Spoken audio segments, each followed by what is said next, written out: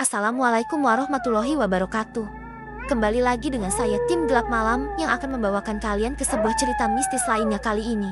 Sebelum itu berikan like dan subscribe supaya kalian tidak ketinggalan tentang semua cerita mistis lainnya. Terima kasih dan berhati-hatilah atas kegelapan yang menunggu dari arah yang tidak kita tahu.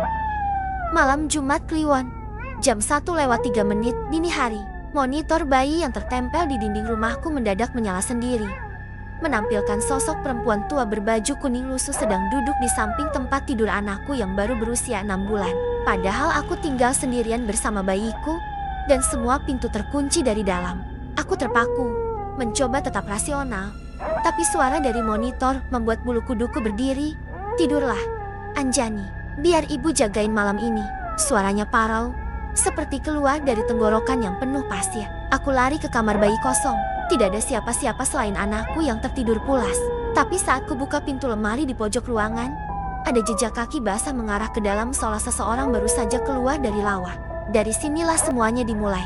Sejak malam itu, setiap malam Jumat Kliwon, sosok wanita berbaju kuning itu muncul kembali. Kadang duduk di ruang tamu, kadang terlihat di bayangan cermin, kadang muncul di dalam mimpi anakku yang mulai bisa bicara dan menyebutnya dengan manja, Ibu Kuning.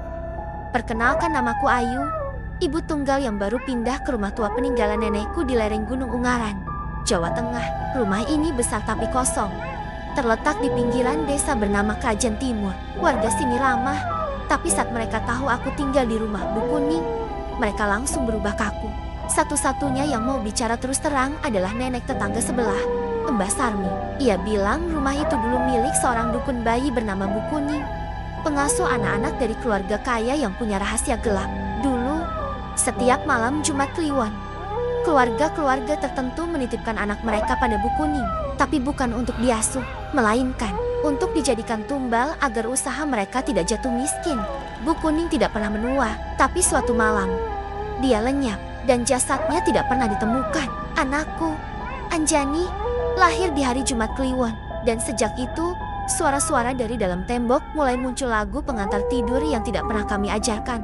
Bayi manis, jangan menangis. Malam ini ibu jagain. Setelah malam itu, aku memutuskan memeriksa rumah lebih dalam.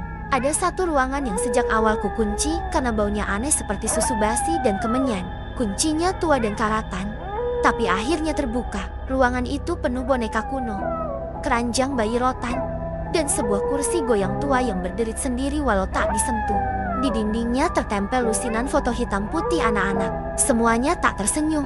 Yang lebih mengerikan, semua foto anak itu diberi nama dan tanggal, semuanya malam Jumat Kliwon. Dan di sudut ruangan, terdapat peti kayu kecil bertuliskan, tumbal terakhir belum lengkap. Dalam peti itu, hanya ada selembar selendang kuning dan segenggam rambut bayi. Aku menjerit. Malamnya, Anjani demam tinggi dan tubuhnya terus bergerak seolah menari. Dalam tidurnya, ia berkata, ibu mau gendong aku lagi. Tapi aku tidak pernah berkata begitu padanya. Dan saat aku terbangun, keranjang bayi kosong, Anjani tidak ada. Dan di balik tirai jendela, kulihat sosok Bu Kuning sedang menggendong anakku sambil menatapku dari luar, dengan mata putih dan senyum yang tidak wajar. Aku mencari Anjani kemana-mana, bahkan sampai ke kantor polisi. Tapi tidak ada yang percaya. Seorang polisi berkata, Bu, tidak ada anak atas nama Anjani terdaftar di desa ini. Padahal aku punya akta lahirnya. Tapi ketika aku buka dompet, akta itu berubah menjadi kertas kosong dengan bercak merah. Aku kembali ke rumah dengan putus asa. Mbah Sarmi menungguku di beranda. Dia sudah diambil. Katanya, kalau ingin anakmu kembali, kamu harus tutup perjanjian darah yang dibuat nenekmu dulu. Aku tidak paham. Ternyata nenekku pernah menitipkan anak sulungnya pada Bu Kuning demi menyelamatkan bisnis keluarga dari kebangkrutan. Anak itu tumbal, tapi perjanjiannya belum lengkap karena anak itu kabur sebelum ajal. Dan keturunannya aku menjadi pewaris hutang gaib itu. Kamu bisa tutup perjanjiannya dengan pengorbanan atau pengusiran. Tapi ingat, roh yang tidak dituntaskan akan selalu kembali lebih kuat. Aku disuruh mencari paku kuningan warisan nenek, ditancapkan ke jantung rumah tepat jam 3:33 malam Jumat berikutnya. Tapi jika gagal, Bu Kuning akan menuntut sampai 7 generasi. Hari itu aku bersiap. Mbah Sarmi membuatkan sesajen dan memberi bacaan ayat pelindung. Tapi pukul 3 dini hari, listrik padam. Angin masuk dari semua celah jendela. kursi goyang mulai bergerak sendiri, dan suara-suara dari ruangan bayi kembali terdengar. "Bayi manis, jangan menangis. Ibu jagain malam ini." Aku menggenggam paku kuningan dengan tangan gemetar. Saat jam menunjukkan jam 3:33 menit. Aku tancapkan paku itu di lantai tengah rumah. Tanah memerah, jeritan muncul dari balik tembok, dan suara ratusan anak menangis bersamaan terdengar menggema. Sosok Bu Kuning muncul dari balik lemari kali ini, matanya hitam legam, mulutnya lebar tak wajar, dan tangannya menghitam seperti arang. Ia berteriak, "Anakku belum lengkap, anakmu warisan terakhir." Tapi tiba-tiba sesajen di pojok terbakar sendiri, dan cahaya putih melingkupi ruangan. Dari cahaya itu, suara anak-anak menyanyi, dan Anjani muncul perlahan, digendong oleh sesosok perempuan bercahaya yang menyerupai nenekku. Bu Kuning menjerit, terbakar dalam api putih yang melingkar. Rumah bergetar, dan seketika semuanya sunyi. Setelah malam itu, rumahku menjadi hening. Tidak ada lagi suara tangisan, tidak ada kursi bergoyang. Aku kembali tidur nyenyak bersama Anjani.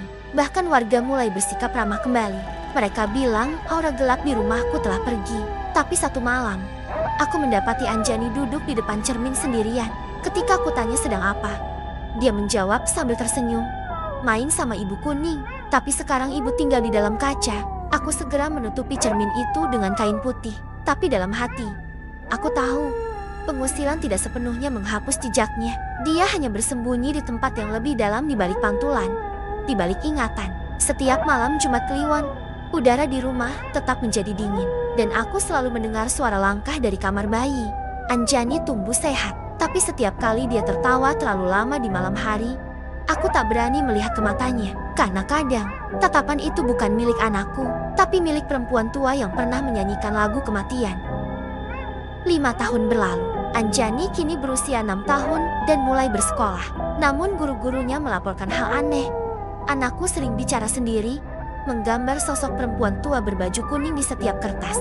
Dalam satu tugas mewarnai keluarga, ia menggambar kami berdua, dan satu sosok tinggi berjubah kuning dengan wajah hitam legam.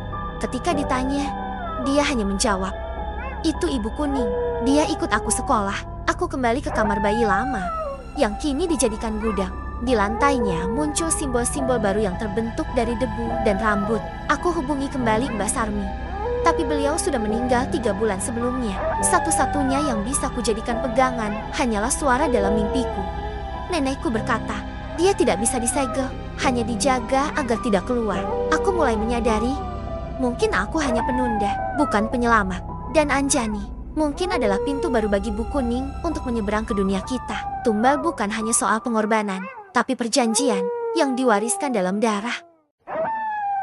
Itulah kisahku. Mungkin kamu pikir ini hanya cerita, tapi jika suatu malam Jumat Kliwon kamu melihat anak kecil bicara dengan cermin, atau mendengar lagu pengantar tidur dari kamar kosong, jangan abaikan.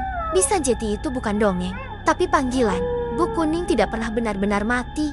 Ia hanya menunggu anak berikutnya. Dan jika kamu membaca cerita ini tepat di malam Jumat Kliwon, jangan bercermin, karena katanya cermin adalah jendela tempat dia mengintip dan mencari rumah baru. Aku hanya ingin memperingatkan, jangan pernah membiarkan bayi tertidur sendirian tanpa doa, karena Ibu Kuning suka yang sepi, suka yang tidak dijaga. Dan ketika kamu mencium bau melati tercampur anyir di malam hari, jangan tanya siapa yang lewat, karena jawabannya bisa jadi sudah duduk di sampingmu sekarang. Jangan lupa like, komen asal kota kalian sama makna inti cerita tersebut, dan subscribe.